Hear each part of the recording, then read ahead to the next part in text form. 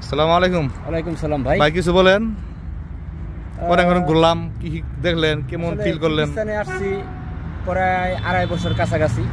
তো দেশে মোটামুটি খারাপ না, ভালোই।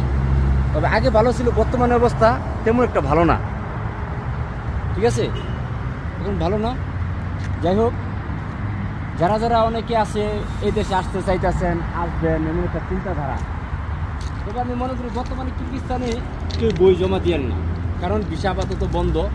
6 মাসও লাগতে পারে, 1 বছরও লাগতে পারে, কিন্তু কবে ভিসা হবে কোনো গ্যারান্টি নেই। এদেশের আশায় থাইকা নষ্ট সময়, জীবনের সময়টা নষ্ট না করে যদি কেউ বিদেশ আসার ইচ্ছা হয়, অন্য কোনো কান্ট্রিতে ট্রাই করেন।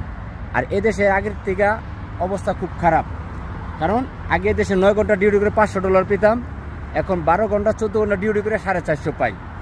কারণ এখানে আপনি নিজে ভুক্তভোগী। আমি নিজে ভুক্তভোগী। আমি কে এই জন্য আশ্বাস দিই না যে আপনারা আসেন, ঠিক আছে। আর আমি আশাটা নাই ভালো। তো যাই হোক, আমার যদি মনে হয় আমার কথাটা যদি আপনার কারো ভালো লাগে, কে বই জমা দিচ্ছেন, কি দিবেন, আমি অনুরোধ করবো আপনারা কিরগিজস্তানে আসা বন্ধ করে দেন। সবচেয়ে ভালো জিনিস এটা। তো যাই হোক, প্রিয় বন্ধুরা সবাই ভালো থাকবেন। আসসালামু আলাইকুম।